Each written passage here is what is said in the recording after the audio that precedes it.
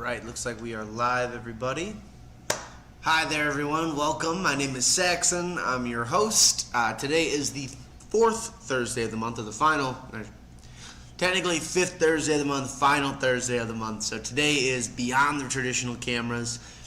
Today we're going to be talking about a few different topics, but to kind of break it down, summarize where we're at, where we're going, what's been happening over the past how many weeks since we started it. Let me kind of get everything set up and then we'll start going through it.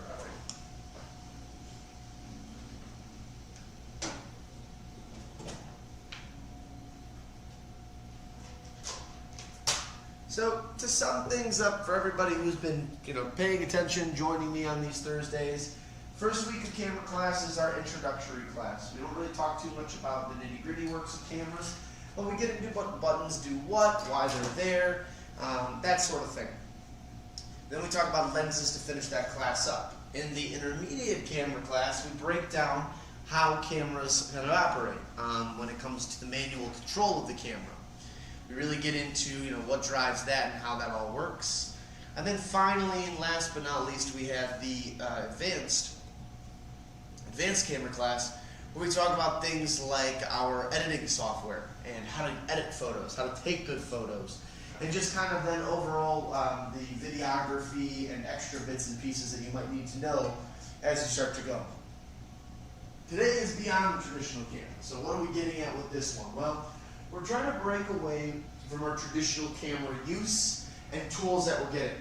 This could be for one of you who either owns this product or you're interested in getting products like this, but we want to talk about things that go beyond our camera. Something that still functions as a camera, however, gives us different types of outputs or new ways to reach things or just better ways to advance into something that will give us more, more things to have in our arsenal of camera gear.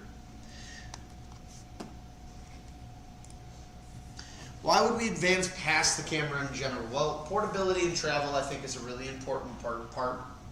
Durability, waterproofing, recording time, which might sound silly, but some of our cameras that we own might not even record, or they might only record for about 30 or so minutes before they time out and you have to restart the video. And lastly, the ability to fly and record over great distances. Anybody who's familiar with drones or has thought about a drone, they're really amazing and unique features on there, but it is really incredible the new heights that we're able to get to with that. These are all great reasons why we should advance past our regular camera. Let's start with SD cards. Much like the intro class, SD cards are huge for when it comes to photography in general. SD cards are going to be the kind of main way that you're saving all of your information.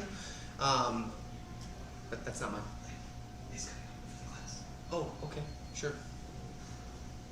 SD cards are going to be the main way that we're saving our information onto the actual cameras. The SD cards are capturing information as far as video and photo is concerned. And it's important that you have one of them, but you should definitely have two, just in case something goes wrong during the process of what you're doing. This is your ability to then make sure that you are having a backup just in case something fails on you.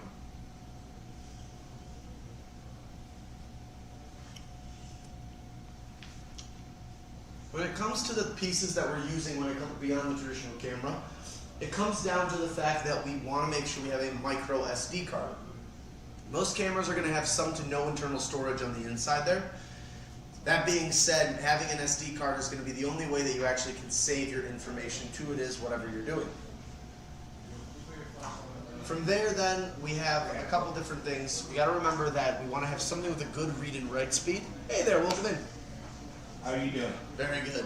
Today's beyond the traditional cameras, so we just got into it. We're talking about drones, GoPros, all the different types of cameras. Okay. So we're starting with micro SD cards with that for most of the products that we're talking about and looking at today. Micro SD cards. Have you seen anyone here like? Pull all this out of the way.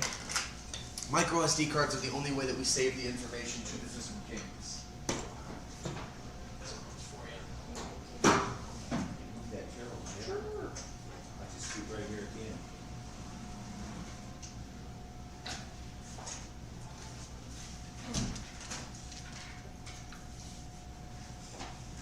So most of the cameras that we're looking at, and most of all the different products that we're looking at, such as the GoPros, the drones, all the stuff that's not a traditional mirrorless or DSLR, we're going to need to have a micro SD card. Micro SD card is going to be the only way that we save this information onto our camera. Most cameras either have no internal storage, have some internal storage, but for the most part it's very minimal amount, so we want to make sure that we have something that can actually save onto here. So something with the 64 gigabytes or higher is usually what I recommend, and something with a decent read and write speed. Now again, depending on what you're doing, you don't necessarily have to buy the top of the line SD card, but you do want to make sure you get something that works appropriately for whatever device you have. The picture shouldn't live on a memory card. The idea behind these memory cards is that it's a vehicle. It takes you from one to the other. So I like to look at it as if the SD card was your car. If your camera that you're using is the main place, like your house, the SD card travels from your house to your computer, much like a car would then travel from home to work and back and forth from there too. The SD card does the same thing. After we're done getting all the photos off, we should properly delete everything on the SD card to continue to use it again and again.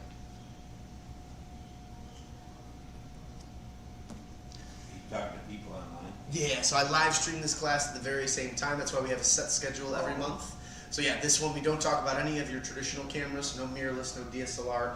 We just talk about basically everything beyond that. So GoPros, drones, 360 cameras, and camcorders are what we'll be talking about today.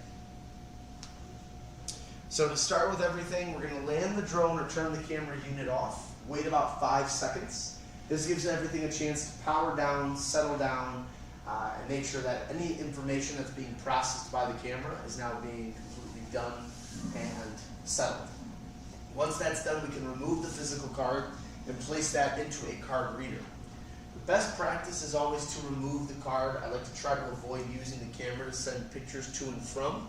Only reason being is it's more clutter to have on your desk. It's another piece that you have to worry about. And if you simply just remove the card from the device that you're transferring from, you can then, as soon as you're done, put it back into the device and delete everything that's on there. So best practice, remove the physical card, insert it into a card reader to download all the information. Use a good card reader. There's many out there. They're not very expensive. Of course, if you have a higher end camera, which we're not necessarily talking about today, something like the two on the right hand side are good ones. Those Velocity cards meant for CF Express and larger compact flash cards. But my two on the left there are great examples of just standard SD card readers. If you have a computer that doesn't have a lot of ports or plugs, this one gives you 3 additional ones. And if you just want something small and compact, this one here is really nice because it converts for you, inserts right into the computer real easy.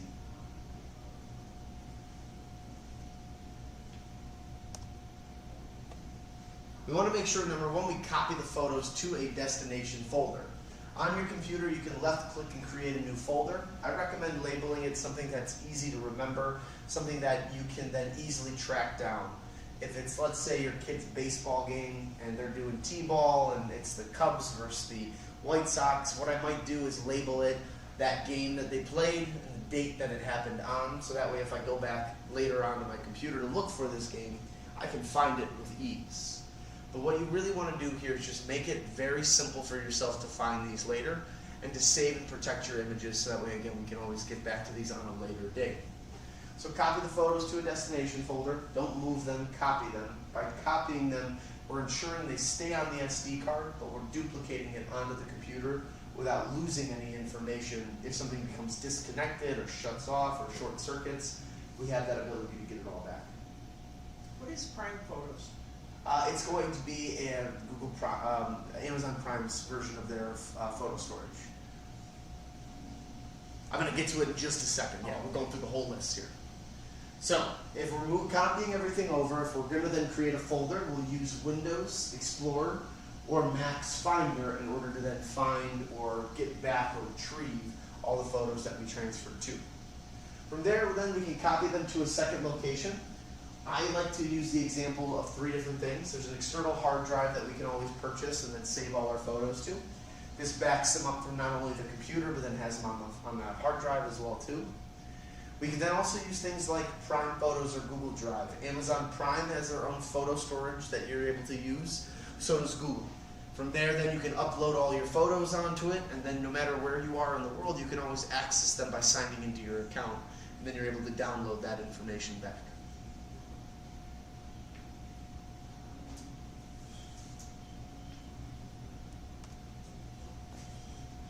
Once we've gone ahead and made sure that we've downloaded everything onto the computer, we've made it easy to find, we now can be in the process of getting rid of all the information on the card. First though, we're going to want to eject the card before physically removing it.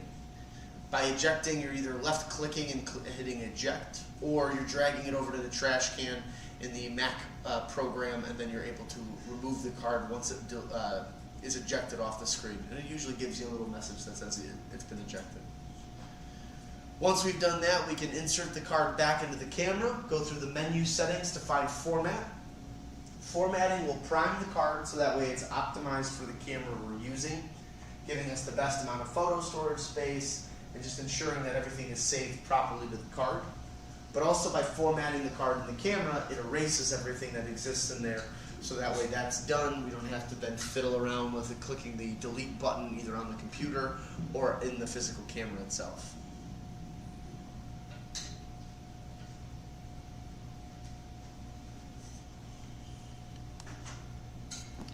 So I use the 4 images to really talk about your backup plan. We start with the SD card. That's what's saving the information as we shoot. That's the top left corner here. From there, then we want to insert that into a computer. This is going to help us download everything onto the computer so we can label it properly, delete certain photos we don't like, truly organize everything that we just did and shot. From there, then, I would like to put them on one form of backup, if not two. It depends on how you feel about it. I personally use an external hard drive. Other people like their cloud-based solutions. Again, it really just comes down to what you prefer.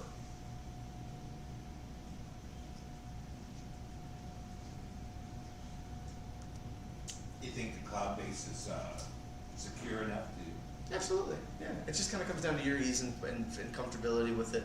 If you don't mind passwords and signing in and usernames, then absolutely it's worth it. It just saves you an extra step. It's one less product you have to purchase. But if you don't like it and you're not a fan of it, then don't use it. So, But you gotta pay so much a month. not necessarily, no. I mean, Google gives you free, I believe 15 gigabytes completely for free. Amazon is one of the only ones where if you have an Amazon account, or you need an Amazon account to then have it. But yeah, there's a lot of free cloud-based solutions out there. Creative Cloud's a nice option because it gives you all of the apps that you have available, like Photoshop, Premiere, InDesign, anything for editing and creating artwork. And then from there too, you can save a bunch of pictures on there that you can then go back and edit later. If you're using Microsoft Outlook for your email, a lot of works and companies are using that.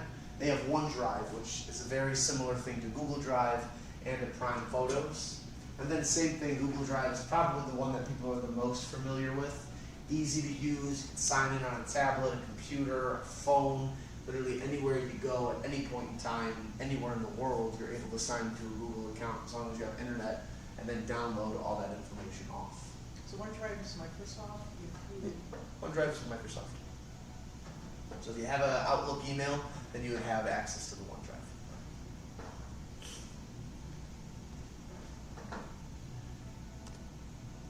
Alright, now let's go through a tour of the device. We're going to then now look at each of the devices we're talking about today independently. Talk a little bit about features, what's going on with them, what you should know, and then at the very end we'll open the floor for questions. Is it streamed Sorry, yeah, this is streamed online. every week? Every week. Yep. So we do the same schedule every single month. The first Thursday of the month is Intro to Cameras. It's where we just talk about how to shoot a camera, automatic style. Intermediate cameras, we're talking about how to use manual control of the camera. So shutters, f-stop, ISO, any of the other controls that go into it but that break away from automatic. And then with the advanced cameras, we talk about photo editing, how to take really nice photos, and then videography and filming content. This one's kind of the wrap-up class for the month. We're just talking about other cameras that you can purchase, to kind of increase your camera arsenal, and then what those all entail and what you should know about. So the first one we'll talk about are GoPros or action cameras. I put both of those together because for the most part, a lot of people refer to these small little pocket cameras as GoPros. Some people prefer to call them action cameras. There are so many brands that make them nowadays. I would say GoPro is one of the most recognizable names, but you have companies like DJI, Insta360. These all make very similar products to what the GoPro is well known for. So overall, the GoPro is going to have two major buttons. The capture button, which sits on the top of the actual device, that's going to be your ability to take a photo or starts and stops the actual video that you're shooting. The power button, which is on the side, is also the mode button. So the power button, by holding this down, you're going to then be able to power the unit on and off. If you press on it one time, it'll toggle between photo, video, and time-lapse. Time-lapse being a feature where you can set the camera up, let it record over a period of time, then it'll play that video back within seconds or minutes, depending how long that video went. The big thing I try to tell everybody is that the screen is everything for this camera. The way that you switch your video controls, the way that you customize the features that are available on the camera, the way that you can take a look at your saved files, everything is done through the screen. These two buttons are just meant to start and stop the video, or turn the unit on and off, or switch between the different various modes that the camera offers.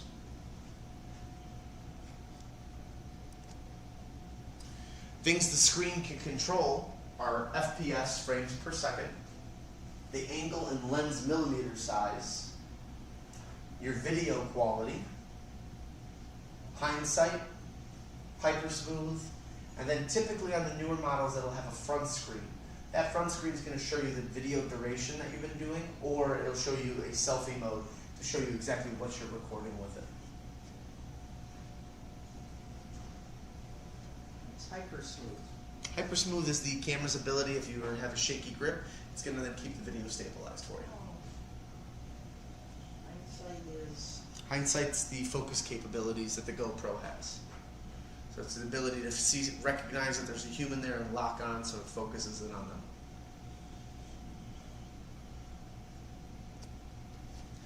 The different modes that you have, so photo allows you to capture stills and frames rather than take a video. Time-lapse, the video will record over a duration of time, anywhere from 30 minutes all the way up to 3 hours in some cases. Then it'll play it back within seconds or minutes. Really cool, especially if you want to capture sunsets or sunrises. Maybe you're filming oncoming traffic and it's a really busy morning.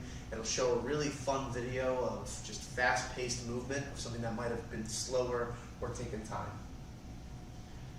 Video is another one too. You can record video for whatever duration you want and whatever quality you want, with features like hyper smooth or hindsight. All that stuff can be turned on or turned off depending what you want.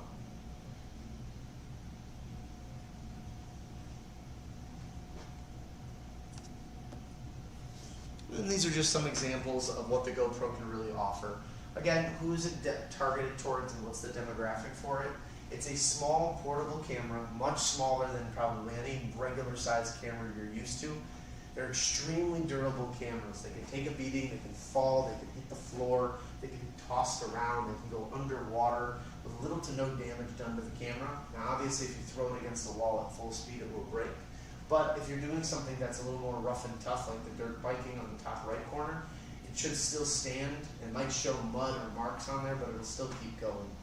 Same thing in a physical sport like lacrosse. It might be a little bit shaky in the video. However, as we're watching it, you can still kind of see what's going on. He's chasing the guy down, pushes him over, the ball flies out at the very end. And the waterproofing and durability in the top left corner of the surfer being able to go try to catch a wave and then being smacked by the water at the very end. The camera's still working properly fine, and as long as he had it tied or tethered to him in some way, shape, or form, he probably didn't lose it either. His camera's on a surfboard? It's either on a surfboard or on him. The GoPro can really go anywhere that you'd like. It just depends on the mounts that you How have. big is it? Just a little thing? Yeah, it's no bigger than this. Yeah.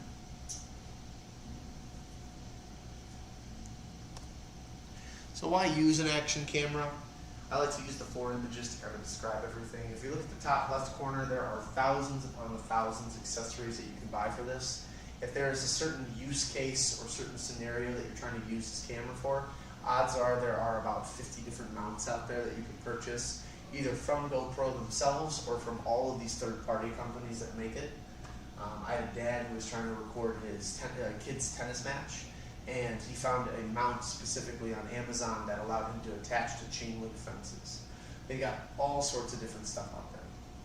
If you're looking for that first-person view or action response, they're one of the best cameras out there. Things like kayaking, skiing, motorcycles, biking, anything that's more action-based, where having a giant camera, a DSLR, or a mirrorless camera, wouldn't make sense. This makes sense.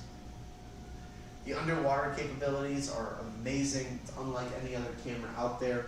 Without any extra casing on there, the camera itself can go 33 feet underwater. You can record some really awesome stuff with that. And in any way, shape, or form, there are so many fun views and things that this camera picks up on that when used properly, you can really have some fun with the videos and the quality, but also to the content that what you're filming and making is really awesome.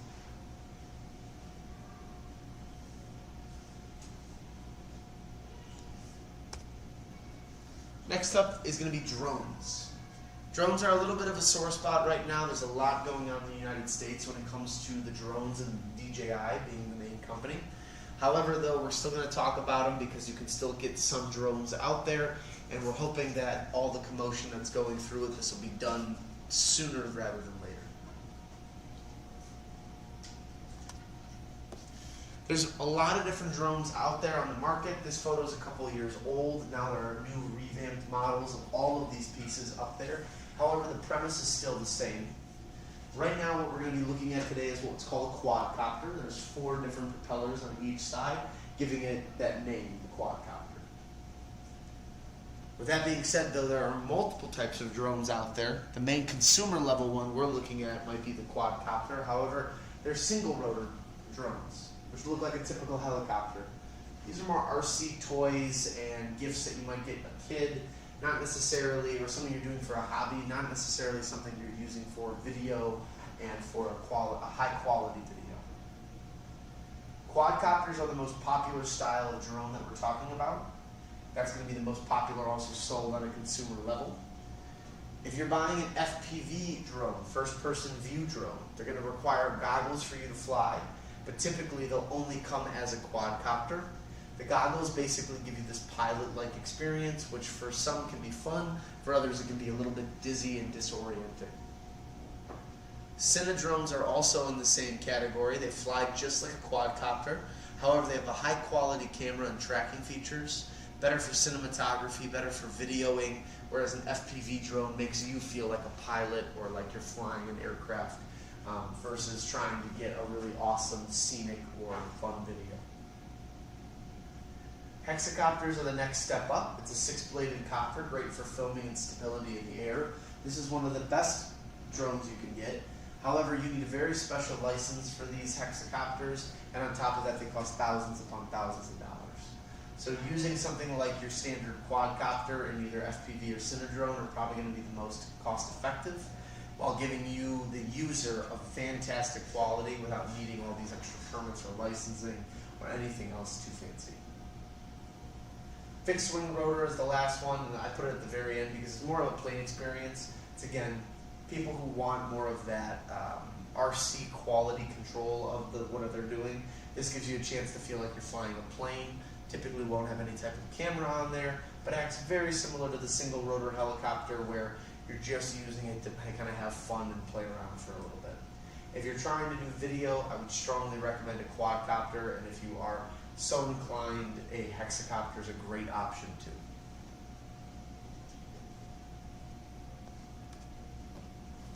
There's going to be 2 different styles of remotes. The first remote being a Pro remote. The Pro remote is an RC remote, typically has a screen on there. You don't need to connect your cell phone or any other device to it. It's all built into one. Whereas with a standard phone controller, the controller will have all the same buttons and doodads that the main Pro controller has. However, That controller will not have a screen. We do need a screen when flying these drones, so for that model, you plug your phone into it, and then from there, what's showing on the drone will show on the screen of your phone. But all the controls and the ability to fly and control that all goes through the physical controller itself. So you're using the controller and looking at the screen as to where it's going? As to what you're filming, what you're recording. So there's a camera on the drone. That's what you're seeing in the actual controller. Is what the What do they camera use sees. for the blink, you know, when they do the drone shows? That I don't know, honestly. I'm not sure. Those are special drones because they're choreographed in such a way where they are spaced out in a certain pattern so that they can choreograph and do all of that stuff. So those are more site specific, not necessarily something like this. So you talked about licensing and permits. Yeah. So the average person buys a couple $100 drone, do they need permits for that? Not necessarily. We have a whole slide dedicated just to talking Okay. about the permits and everything. But no, not necessarily. And we'll get to that. I believe it's in about a slide or 2 slides from here. But every controller, while they might be a little different, will have the same kind of features on there. So control sticks, one joystick will control your up and down movement, as well as the rotation of the drone. The other will control the front to backwards and side to side movement of the drone. Pretty self-explanatory if you've played with any type of RC product or played with anything like this before. Antennas, you point them outward, and this is the connection point between the drone and the controller. If you don't have antennas on your controller, then you don't have to worry about it. The gimbal dial is a rotational control over the drone's camera. That's your ability to pan and tilt the camera so that way you get the right angle. Your record button, clicking this is going to record or take a photo. Focus and shutter button, this is going to give you the ability to refocus or zoom in and out of what you're filming. It can also give you control over the speed of the shutter depending on what you've set on the settings for this. And then the RTH button is the return to home button. This gives you the ability to send the drone back to the place it took off from. But I highly do recommend you do not use this on a moving object, only because it's going to then return home to where it took off from. So if you have a boat, you're riding the boat around places, you're flying this thing around the boat to get a fun video, you click the RTH button on accident, it's going to go back to where it took off from, not to where you currently are. So keep that in mind. I've seen some bad accidents where that drone will just eat it, and now you're out a couple $1,000. Do you sell these here? We do. Yeah, they're all in our camera department.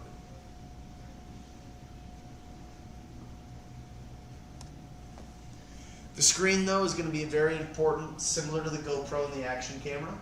This is going to show you the distance from you to the drone. It's going to show you the altitude of the drone, the ability to switch between photo and video, the map of the geofencing areas and surrounding area, active track, cancel and start, return to home, and immediate land.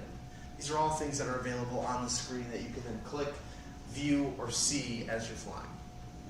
So the geofencing is like when you're going to do a picture of a QR code or something, it has a little square button? No. Geofencing refers to the parameters that the United States government has on where and where you can't fly. It's the ability to say that, okay, you can't go 60 meters in the air in this section because it's restricted airspace. You can't fly in this area at all because it's restricted airspace. That's what the geofencing is. If you go online, type in drone geofencing, they usually have it where you can type your zip code in and then learn about all the rules and regulations of what you can and can't do in your area. Should have done Is that this with because of Washington, O'Hare? Sorry? Is this because of O'Hare? This is because of anything. No matter where you are in the country, you're not allowed to fly in national parks. You're not allowed to fly within certain distances of airports. There could be school, government buildings, other things where basically they have these parameters on there where they don't allow you to do certain things or fly in certain areas for protection of aircrafts or protected peoples. Indian reservations are another example. You can't fly anywhere near those. There's a lot of different things that go into this to prevent people from doing wrong or unlawful things. You should have done that in Washington so the helicopter and plane didn't crash. I know. Tragic event, I know. It wasn't a drone here. I know, it wasn't a drone. So understanding the permits a little bit more, the FAA and then the geofencing, which I just talked about, there's basically two different types of permits that you can get. If you have a drone that's under 249 grams, which when you buy your drone, it'll clearly say if there's 249 or if it's not. When you click on that, you don't need any type of permit at all unless you're doing commercial work for business or pay. If you buy a drone, you're just using it for yourself, not for any other purpose other than to have fun, then you don't have to do anything if it's under the 249 grams. If it is over that weight though, you gotta register the drone. And this can be accessed on the FAA.gov website. It costs about $5. And now this is a few years ago that I made this presentation, so it could have gone up, much like all other costs have. But you paid about $5, include a little course and information that needs to be read. And after that, you can then clearly write out whatever the permit number they give you is onto the drone. If for any reason you had some form of federal agent or state or police, anybody stop you and ask to see the drone, as long as they see that registration number, if they ran the number, they'd then be able to find out that it was registered to you, and you'd be clear to go as long as you weren't doing anything unlawful or illegal. However, though, if you're doing this for pay, so let's say now you bought this drone, you're going to use it for your business to help with XYZ, you've got to get your Part 107 license. You pay about $175, you take a course on flying. Afterwards, you have after completion, you can now do commercial work for business or pay based on that drone. This basically just kind of goes through and tells you how to fly above crowds, how to deal with certain obstacles and issues, and just basically preps you to understand the liability that you can have when flying one of these things around groups of people or for businesses or for whatever it is you're doing. All of these permits are designed to protect you, the user, so that way you know what you're getting yourself into, and just making sure that you know the proper way to fly this thing or use it, so that way you don't harm anybody. Geofencing is the last part on this thing. It's the virtual wall. The drone, you will not allow you to push forward to fly in this area. Typically the fencing exists around airports, government buildings, national parks, and certain cities and properties. It really just depends on where you're at. If you own a drone, it's not hard. Just look up geofencing online. You'll be able to find the location that you're going to or that you're in. Search by zip code, state, whatever it is, and they should just give you the list of where and when you can't use this. So it says it's a virtual wall. Yep. Does that mean your drone stops at that wall? It can. Some people can push through it, or it can keep moving. Again, it is a drone, so you can't keep flying it. But a lot of the times it'll know that that's there and it won't let you just physically move there. Other times it'll let you completely go past it, and then that's where then you can get in some trouble. The nice part though is that a map pops up on the bottom of your controller as you're flying, so it does show you where you can and can't go based on that fencing. How are they gonna know that? You'd be surprised. They check this stuff. They can monitor it. They've got ways of scanning the air to see where these things are. I don't live too far from O'Hare where I'm at in Chicago. One of my 12 or 13-year-old neighbors got a drone for Christmas, kept flying back and forth, was getting pretty close to O'Hare, I imagine. Before we knew it, there was like 6 or 7 O'Hare squad cars parked in front of the house to confiscate his drone because he was just not doing the right thing. So they have ways. Wow.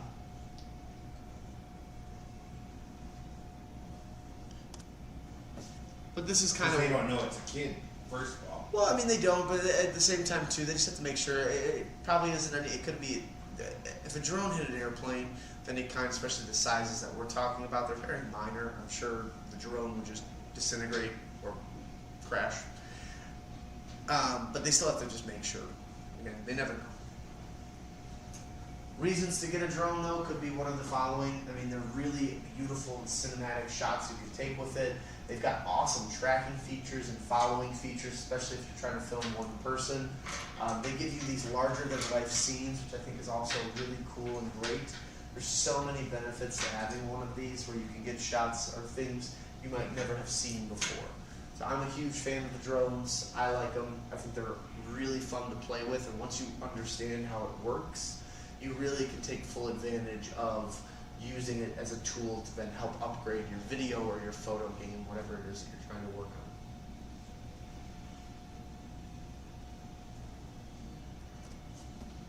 Why use a drone? There are so many things in life that we can't really physically get to or see, but with drones we're able to fly up and take beautiful cinematic videos and photos. Larger than life landscape, things that you might never have thought of before are able to be seen now. The ability to just have gorgeous cinematic moments, I think also really is a big selling point. And one of my favorite things too is the idea of like a group photo. Never before have you been able to really do this without having, like, let's say a helicopter of some sorts to take a photo, or raising a crane up and then having someone with a camera point down. With the drone technology that's out there now, it really does take taking giant mass photos to a much easier and substantial level. How high does the drone go? Depends on the model that you have. So it can go anywhere from, let's say, 100 meters all the way up to 500-600 meters. Just depends on the model. Meters being, Feet. So meters being then converted into feet. so 100 feet? Well, a meter's a little longer than a foot. So I'd have to calculate the math for you and So figure that about out. 100 feet up? I mean, that's one way yet. Some of them can go even higher than that too. Yeah, it just depends on the make and the model that you purchase.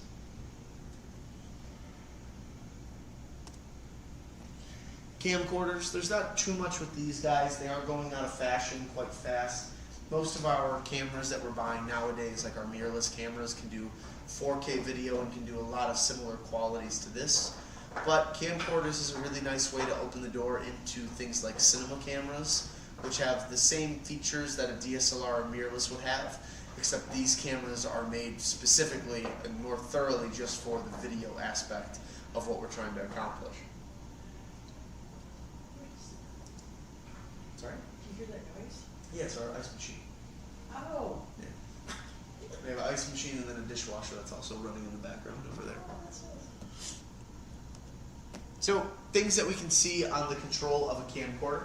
We have our power button on there, the record button, the zoom toggle, the photo button, a focus knob or a dial, iris or aperture control, shutter speed, white balance, and playback controls. Almost every camcorder that you purchase is going to have these exact controls on there, maybe give or take a few extra ones depending on the model that you're looking at, but for the most part this is what you should see continuously and religiously on these actual pieces. These are the digital record, These are just camcorders. This is what you'd Yeah. expect to see on the camcorder on the buttons.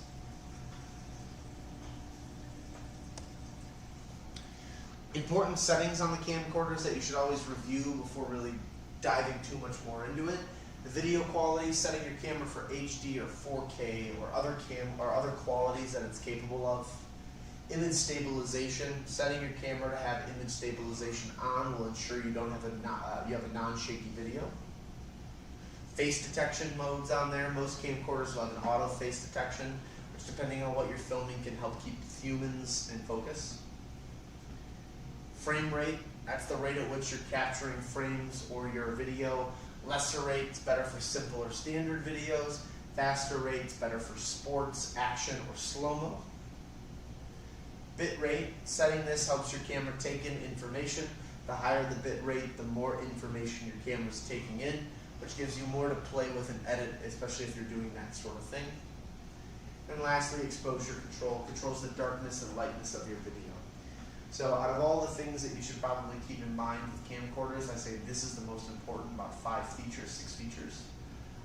Just because this is really what dictates the quality, your ability to make sure that subjects stay in focus, the darkness of it, the rate and the speed at which the video is recording in, and then the fact of how shaky or the image stabilization that you're getting off of it.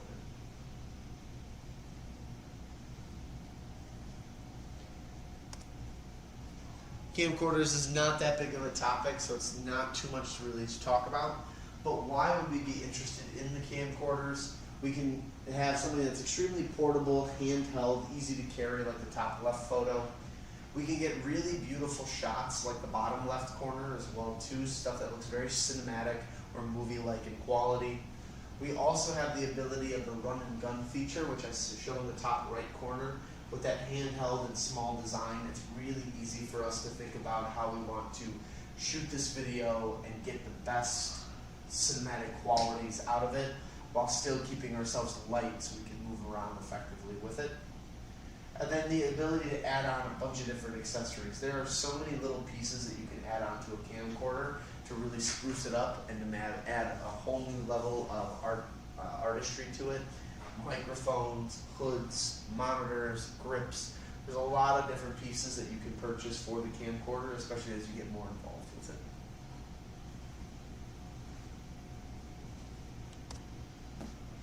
Last one we'll talk about before we wrap things up, we have the 360 camera. 360 cameras are becoming more and more popular.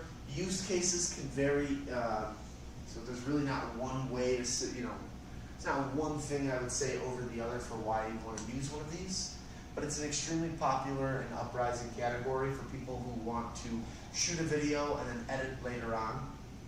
Insta360, who I would say is the #1 of these cameras, has a really beautiful saying: shoot first, think later. All you have to do is press the go button on there and start recording. From there, then you can hold the camera up or place it wherever you'd like. When the video is done being recorded, you can download the app on your phone, and then from there you can actually edit the video to get the exact focus parameters and everything else that you wanted out of it. So it really is just a shoot first and then play with it later on kind of camera. How much are those? Again, they vary in price, so you can find them anywhere between $299, I believe, all the way up to $599. We have a little display downstairs of those as well, too. So it works and functions like all action cameras, so very similar to the GoPros and the DJI cameras. There's two 180-degree firing cameras on there, but you don't have to work with both if you don't want to. You can just shoot with one if you prefer. It'll hide or make the selfie stick invisible because of the seam line that goes in between. 180 plus 180 is 360.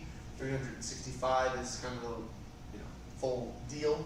So that little bit that you're losing there when you add a grip or a tripod onto the physical unit, it'll then hide that actual stick.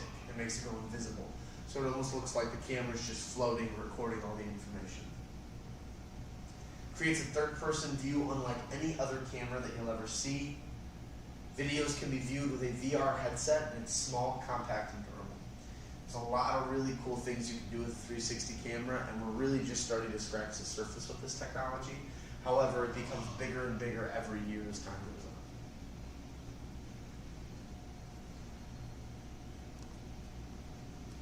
Some examples of the 360 camera. Again, that ability to shoot first, think later is what's being demonstrated in the top left. You can move your finger around, customize the video to get it exactly where you want. You can take these really fun, silly videos that we see here on the right-hand corner. And if we look at the gentleman's hand as he's walking, we can see that there is no stick showing in the hand because it makes it invisible. And then last but not least, we have the bottom picture, which is then going to show what the app looks like.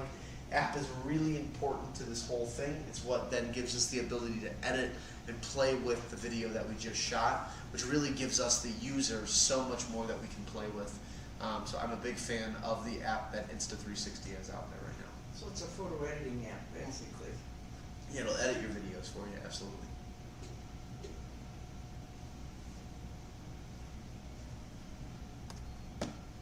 Why use the 360 camera? It's pretty simple. I mean, it's just for something additional to the arsenal. Is it going to be the best quality? No, but it could be a really fun camera to take on vacation with you, or when family comes into town, or when you're doing something fun for the holidays or summertime. Absolutely. It's a great camera that can be a companion to whatever else you're using without distracting from the other camera's capability.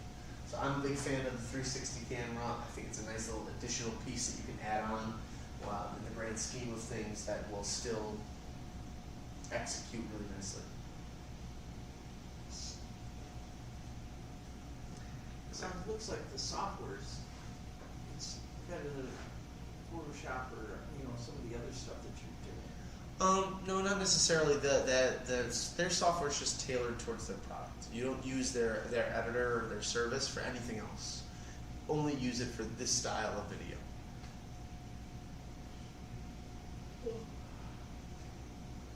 And I believe that's all I have for you. So this is the shortest class out of the bunch that I teach. There's usually not too many questions with this one because it's more of just talking about smaller products and everything else. Next week will be the Intro to Cameras class, which is probably the most important one. I definitely would recommend if you're looking for a camera class to come to. That's the one that you come to. That one will be on February 6th, so next Thursday. And yeah, that's all I have for you. Any questions for me? Yeah, can we spend about 5 or 10 minutes and, Sure, yeah, whatever questions you have. okay. So, if you wanna sign off. Oh, no, I can't. I have to keep it open until everyone's back, because in case people have questions for me, they can answer okay. and go. So, go ahead, ask your questions. Well, we just got this camera, Okay.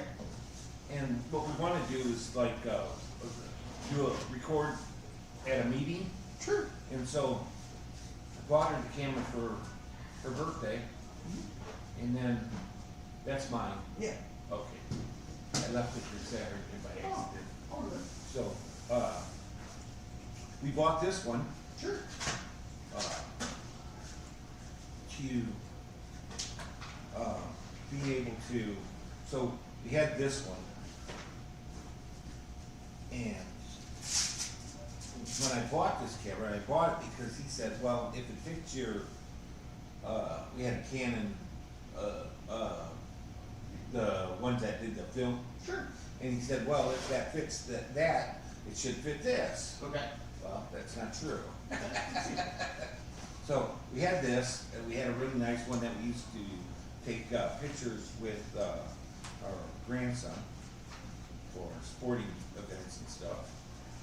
And it's a great one that does automatic slide. Yeah. Did you say this was Jeff? That's our flash. I accidentally left it here Saturday.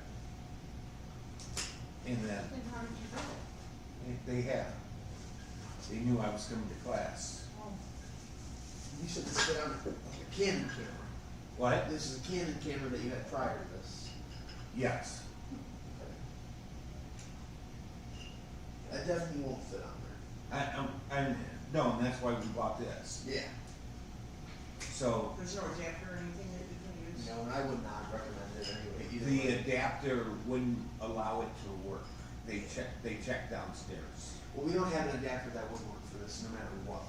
They do make third-party adapters that could work for this. However, I really wouldn't recommend this. This is much older technology. Put it on the newer stuff. So what do you do with the old cameras? You really just can trade them in. There's not too much you can really do with them. Some people are interested in purchasing them. Other people are not. I see it over there. I'll grab it. Yeah, I just thought I'd grab that for you. Oh, it's over there. Oh, I thought it was the wheel of a chair or something. Alright, here, this is how you, put this on. So, you line up the white squares. See white square? Yeah, Just turn it till it clicks. okay. And then to take it off, press this little button, and that takes it off. where do you recommend taking photography classes, Right here. other than, I mean, it really just kind of comes down to what time and how much money you have for it. There's a lot of different stuff out there. It just really kind of comes down to Like practice. where else? I mean, I'm from Chicago, so a lot of the stuff I do is all in the city. But I mean, you know, there's a Oakton Community College right down the street. They have classes they offer. You also have like the Chicago Botanical Garden, and they offer classes as well too. So all sorts of places. oh, I don't know.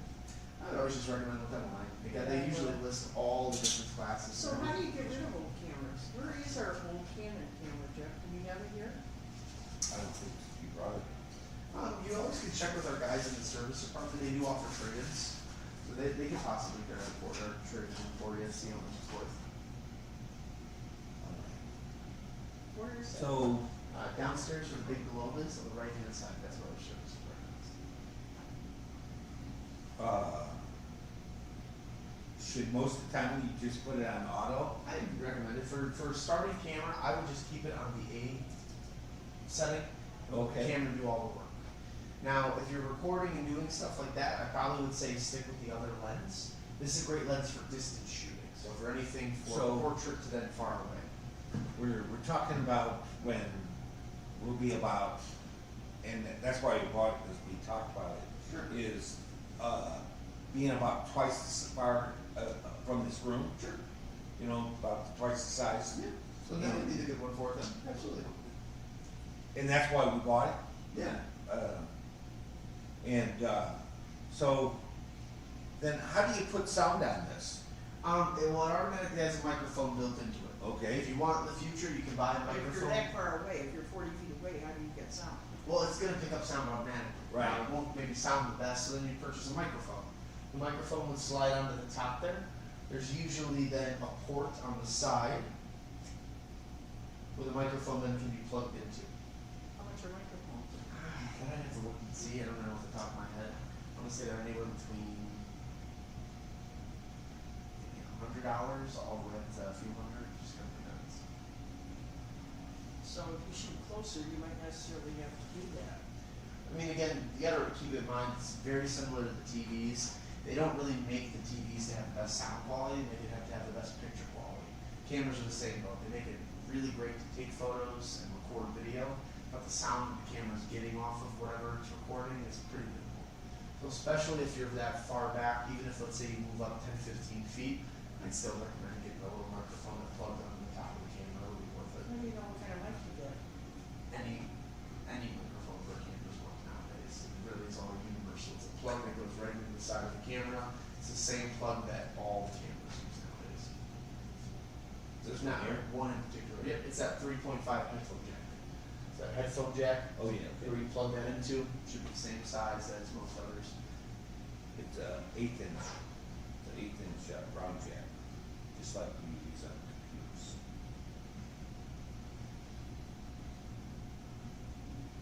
The video on there is going to shoot in HD. It's not going to get any 4K on there, but it does have, and it doesn't have internal stabilization. So a tripod, which I can already feel you have that mount on the bottom, would be really necessary. And then, what do I need to know to record somebody this weekend? So if you're recording, all I would do is keep it on the automatic, keep it on the green. And also, I don't think, is there a SD card in there? Let's see. If not, I got it. Yep, there's an SD card inside Okay. there, so you're good there. I think this, we bought one like this. That's not good. Yeah, these are good. Oh, actually, this is what, the one we bought for this camera, 128. But the speed was, I looked at the speed when I bought it. So And, that's not a good one? yeah. So I bought it from Best Buy and he told me the right, you know.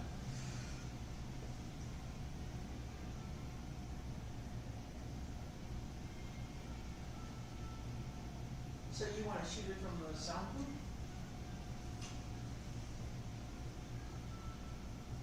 You shoot that Or part. do you want, Lisa knows how to use this kind of camera, it's the same one that she used at college. Well, I don't want to depend on Lisa. Yeah, but she can sit like 3 rows back. So all I would do is, automatic is going to be your way of taking a photo. There is no button here that will automatically record for you because it's primarily a photo-based camera.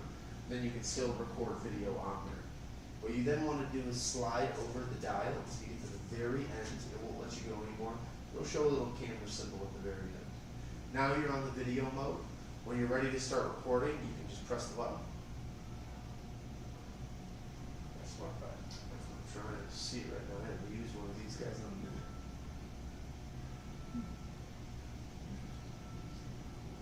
So the camera we got was mostly for photos and not video? Oh, I knew that. Yeah, I would say so. This is a DSLR, this is the older technology. DSLRs aren't the best for video quality, doesn't you shoot the best in low light situations. It's more of a traditional camera in the sense of photography. However though, it still has the capability of recording video at least up to 30 minutes. That's it? Then it'll time out and you just restart the video again. How do you restart the video? So whenever you're ready to record, it's that button in the corner there. It'll show the little red dot. All you'll do is click, and then it'll show you there that it started. Okay. Yep. Then it'll flash red showing you that you're So we recording. can't do an hour, we just can't set it and let it go. No, unfortunately, not with this model.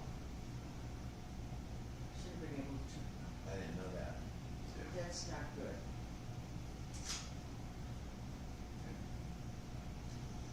I wonder if we traded that in, what can we get? Cause now you've already got the lens up for it. Will that lens fit other cameras? Cannons. Not really, not anymore, no.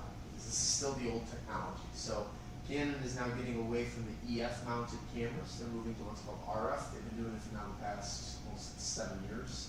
So these Why- are, Why would we get something that is not current? It's like buying an old computer. it's still a fantastic camera, but this is definitely one of those cameras that, for the price point that it's in, is great for beginners. Because now once you step into the mirrorless technology, where this thing was probably about $499, $599 price range, now you're at the $700, $800 price range for that system. That's when then it starts to get a little bit. Yeah, but by Is the this- time you buy this the is- lens. This is mirror. Yes, this is the mirror. Yeah, then you're talking about $2,000-$3,000 by the time you buy the lens, Well, look, they have kits that sell for about $600, $700, so you don't So you already necessarily. got 1,000 into that, don't you, Jeff? How much was the lens? $800. You have 800 into that? Yeah. So if we Approximately. would've got one that recorded for, Well, an hour, how much would that have, I'd have to look downstairs and take a look at everything, unfortunately, I don't know it all off the top of my head. you work here? he's the manager of the. Yeah, I manage the camera department. Oh, So yeah, I deal with this, I'm just, with pricing and everything I else. knew that before. They said you were up here. Oh, okay. Yeah, I can tell you, I have features I can go through, I know how to work the camera like the back of my hand. Unfortunately, when it comes to the numbers, I'm like, I need to Well, actually I physically see it. understand. I wish we would've got a camera that was, How long ago did you get it? July. Okay. But we haven't used it. Okay. so We what would the probably trade-in shot, be on we it? probably shot, under 15 pictures. Yeah, well, I would say, I mean, take a look at, if you, again, service department are the guys you wanna talk to. They will take a look at the trade-in and let you know kind of what's going on with that, how much it's worth to trade in. Cause I just bought this Yeah. Saturday. We can return that for you, that's not a problem. That lens we can return, get you a refund on that, they can apply How long the do we other. have to return it? Usually we get about 14 days with it, and then there's usually a restocking fee on there, but with this case scenario, I would say we'll just waive the restocking fee for you, so we'll move you into something that's more appropriate for what you need. So what I would start with is just trying to see what that camera body could trade in for. I'll be very candid and honest, given that it's the older technology, it probably won't be worth too much, even though you haven't shot with it too many times. But it still would give you something, so at least you're not just kind of spending all this money from scratch, if that makes sense. Too much being a couple hundred maybe? Possibly. I can't even say it might be that much cheaper though. The DSLRs are great, but those are primarily photo. They take a very good photo. Hearing that you're wanting to do video, that's where it gets a little limited on that. Canon does have some really nice options that aren't too expensive, like the R100 and R50. I would absolutely recommend those. Those will give you no limit recording so that you can record for the That's hour good. that you're trying to do. And that's a video camera? That's photo and video. All the new cameras nowadays shoot photo and video, and they shoot video in the highest quality possible with. How much would it be? So will this picture, be equal to like a camcorder? Ish, yeah, it depends again on what it is. I mean, we also just have camcorders down there too, so. if Well, primarily- we have a camcorder. Yeah, I would say that'd be pretty close. How old is the camcorder? Old? Probably not. No, this is gonna still be a little bit better quality than the camcorder that we currently have.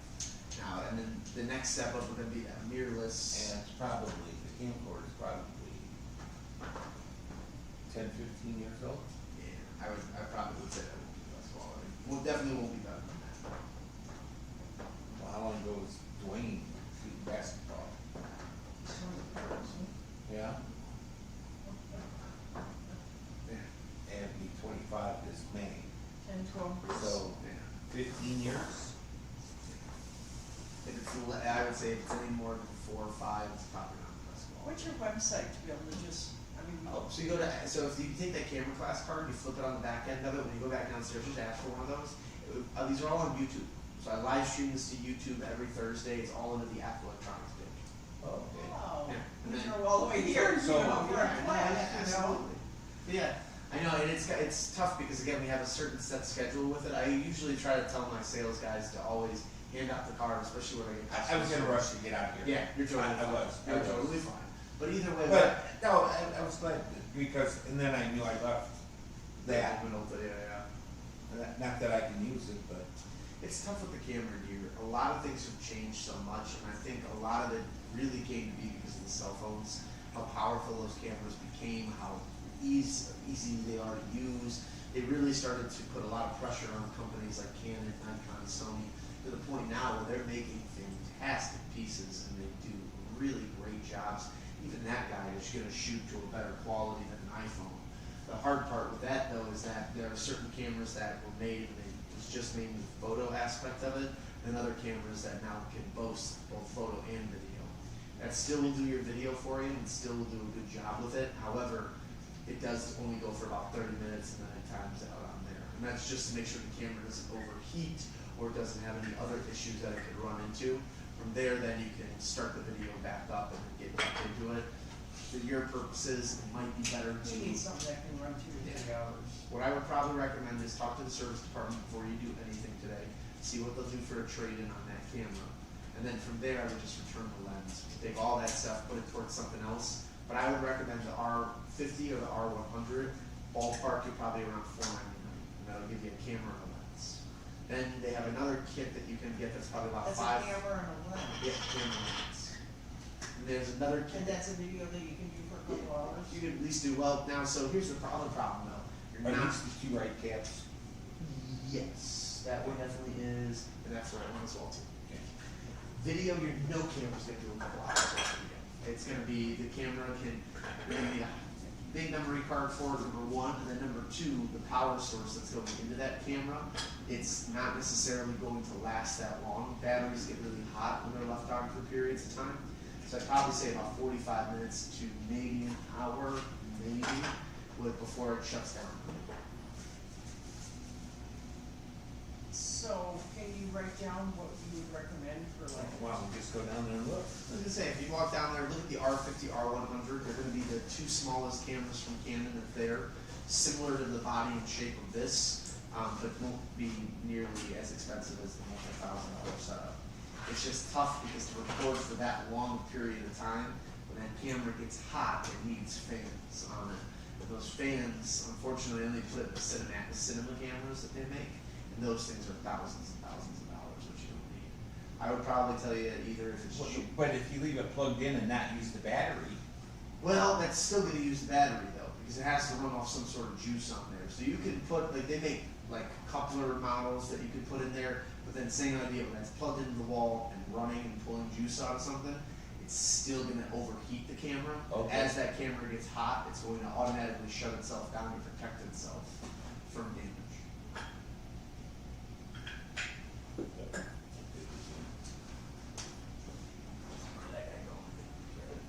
Like for example, one of the things that I use when I'm doing, because I do a couple different live events for some other folks, for one of a few different things, but regardless, we end up using they make cameras that are kind of like for church ceremonies and stuff, where when you're watching like Mass on TV and how they can continuously have Mass going for the entire time, there's special cameras out there that can't do that. They're usually not that expensive, and you can plug it into a computer or something else and then save and record everything you're trying to keep. Those, That's kind of what we have. yeah, that's kind of what we're needing. those would be nice options. They're not necessarily what we sell here, but they do have them, and they're nice. Do you have a brand name or a I model? don't, unfortunately. Let me do this real quick. Doesn't seem like anybody online has any questions, so I'm going to cut it from there. Thanks everybody for joining. As always, I appreciate having you here. Next Thursday, February 6th, is going to be the intro to camera class. We'll start getting back into the very basics and bare bones, and then from there we'll have the whole month to go through every Thursday.